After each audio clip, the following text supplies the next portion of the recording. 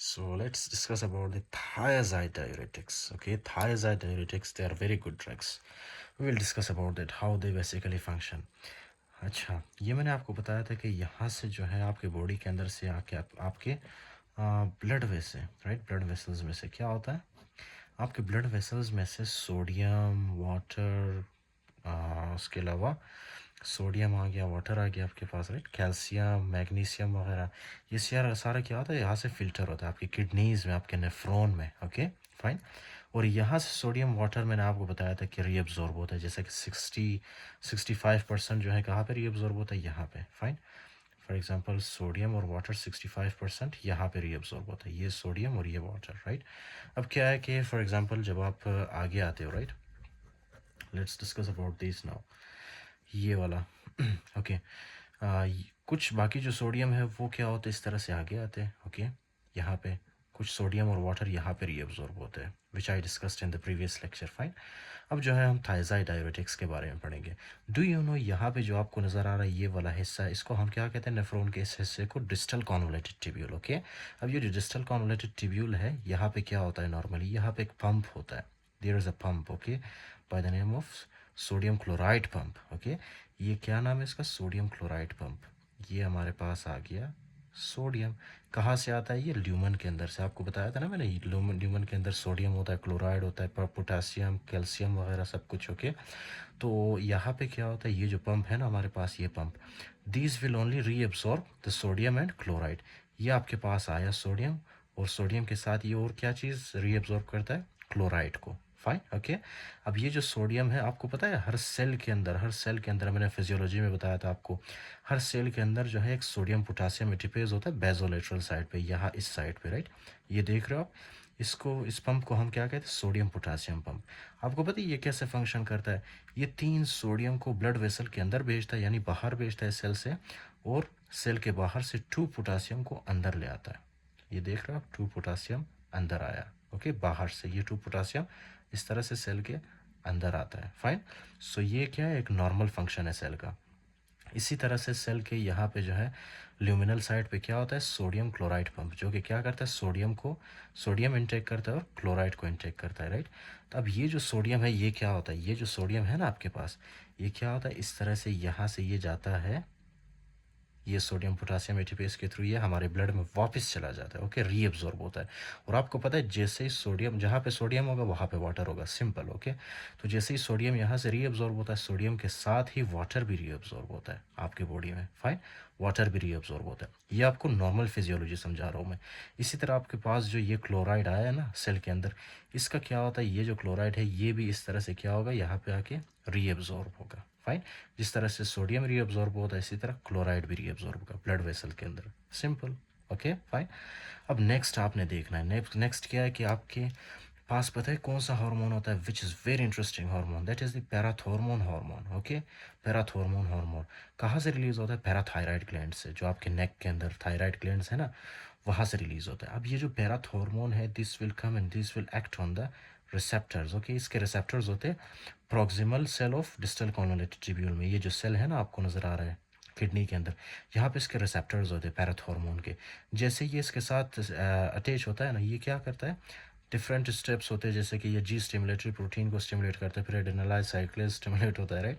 But we don't go in detail, just आपने ये याद रखना कि पैराथॉर्मोन क्या होता है, यहाँ पे इस रिसेप्टर के साथ इस आके अटैच होता है, जिसकी वजह से प्रोटीन काइनेज ए बढ़ जाता है, राइट, सेल के अंदर प्रोटीन काइनेज ए। अब प्रोटीन काइनेज ए क्या करता है, यहाँ पे ये प्रोटीन काइनेज ए, फाइन, ये जो है, ये जो 2 चैनल्स आपको नज़र आ रहे हैं, इनको ये फॉस्फोराइलेट करता है, बस ख़त्म। ओके, फॉस्फोराइलेट होंगे तो क्या होगा, यहाँ से सेल के अंदर जितना भी फॉर एग्जांपल कैल्शियम होगा ना, ये कैल्शियम, ये कैल्शियम सेल के अंदर होते हैं ना कैल्शियम, ये कैल्शियम आपको पता है कहाँ पे जाते हैं, ये कैल्शियम, ये जो आपको पंप नज़र आ रहा है, इस पंप के थ्रू ये कैल्शियम क्या होता है, इस तरह से ब्लड वेसल्स के अंदर चले जाते हैं। फाइन, पंप के थ्रू। उसके बाद ये जो कैल्शियम आपको नज़र आ रहा है, ये कैल्शियम इस चैनल के थ्रू इस तरह से ब्लड वेसल के अंदर जाता है, सिंपल। ओके, इस तरह से कैल्शियम की रीएब्जॉर्प्शन होती है। फाइन। ओके, और ये जो पंप आपको नज़र आ रहा है, ये क्या करता है, ये कैल्शियम को यहाँ से ब्लड वेसल के अंदर भेजता है, और यहाँ से ब्लड वेसल से क्या निकाल के लाता है, हमारे सेल के अंदर सोडियम निकाल के लाता है। I am very sorry for the small diagram, okay. ये मैंने जल्दी जल्दी में बनाया, इसलिए मैंने थोड़ा सा स्मॉल डायग्राम बनाया, बट आई होप कि ये आपको नज़र आ रहा होगा। ये सोडियम है, राइट। सोडियम ब्लड से आया हमारे सेल के अंदर और कैल्शियम सेल से बाहर चला गया। यही तो काम है ना एक पंप का, ओके। इसको क्या कहते हैं, इस पंप को sodium calcium exchanger, simple, okay. अब सवाल ये उठता है कि ये जो कैल्शियम आपके पास आया ये कहाँ से आया, okay. You must remember one thing कि ये जो प्रोटीन काइनेज ए है ये क्या करता है, ये आपके ल्यूमिनल साइड पे क्या करता है, ये ल्यूमिनल साइड पे कैल्शियम चैनल को अटैच करता है, फाइन, कैल्शियम चैनल बनाता है। ये क्या है हमारे पास, एक कैल्शियम चैनल। और आपको तो पता है कि हमारे ल्यूमन के अंदर कैल्शियम ऑलरेडी बहुत ज़्यादा है, तो ये कैल्शियम यहाँ से रीअब्जॉर्ब होता है इस तरह से। Did you understand now? ये कैल्शियम यहाँ से रीअब्जॉर्ब होता है, फिर ये कैल्शियम जैसे ही सेल के अंदर आता है तो क्या होता है कि ये कुछ चैनल्स होते हैं और एटीपीज या मतलब एक्सचेंजर वगैरह होते हैं, ये क्या करते हैं कैल्शियम को ब्लड वेसल के अंदर भेजते हैं इस तरह से, simple, okay. This is what happens normally in your body, बस इतना आपने याद रखना है, ओके। अब कुछ पेशेंट्स होते हैं जिनको ऑस्टियोपोरोसिस वगैरह होता है, राइट, उनके बोन्स वीक होते हैं, तो उनको जो है हम कौन सा ड्रग देते हैं, उनको हम देते हैं थायजाइड डायरेटिक, ओके।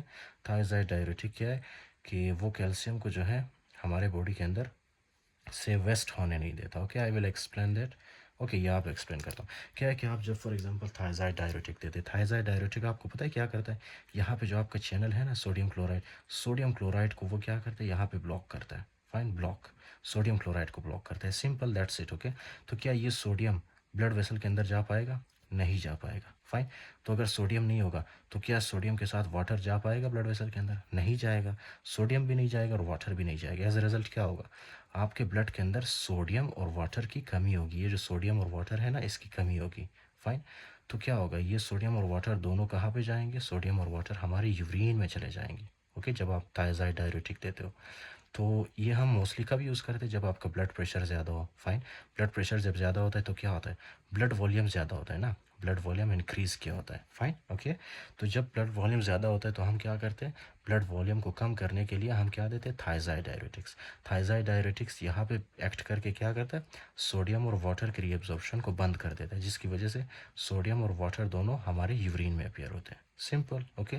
इसी तरह से ब्लड वॉल्यूम क्या होगा, कम होगा हमारे बॉडी के अंदर।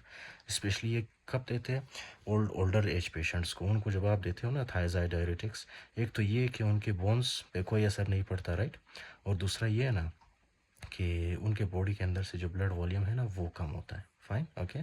तो इस तरह से उनका हाइपरटेंशन ट्रीट होता है।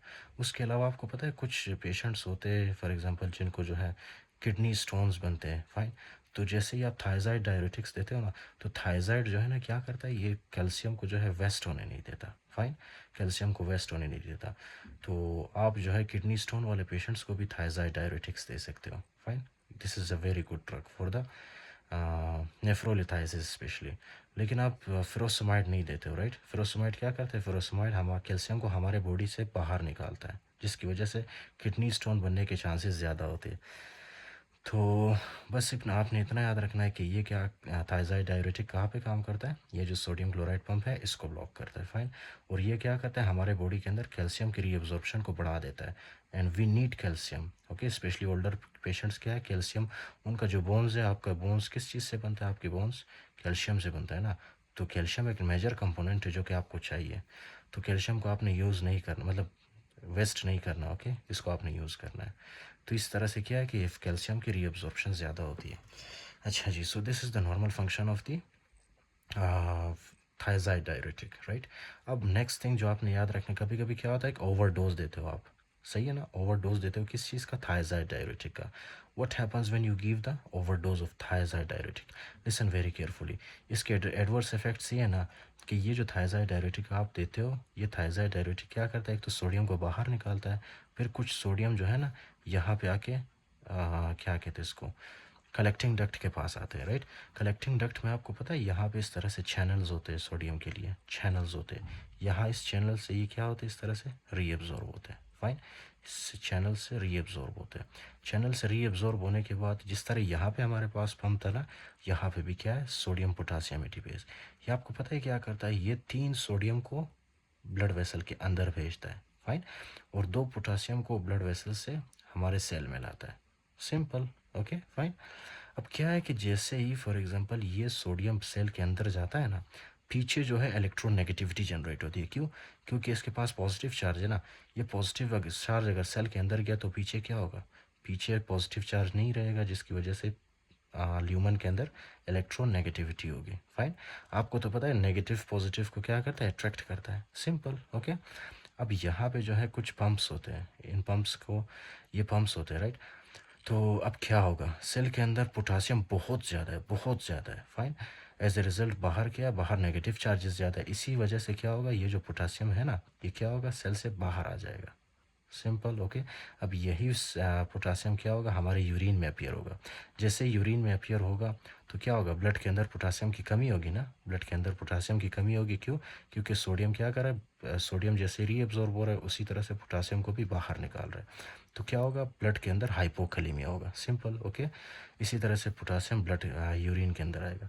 Next thing that you have to remember, यहाँ पे इलेक्ट्रोनेगेटिविटी ज़्यादा होने की वजह से क्या होगा? यहाँ पे कोर इस तरह से चैनल होते हैं।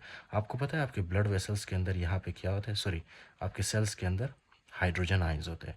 तो क्या है कि यहाँ पे जब नेगेटिव चार्जेस ज़्यादा होती है ना, तो ये नेगेटिव चार्जेस हाइड्रोजन आयन को भी अपनी तरफ पुल करता है। ओके। पुल करने की वजह से क्या होगा? ये हाइड्रोजन आयंस भी पहले ल्यूमन के अंदर आएंगे, फिर ल्यूमन से ये हमारे यूरिन में अपीयर होंगे। सिंपल। तो ब्लड के अंदर हाइड्रोजन आयंस की कमी होगी, जिसकी वजह से क्या होगा? ब्लड के अंदर मेटाबॉलिक एसिडोसिस होगा। Metabolic acidosis. सिंपल। ओके।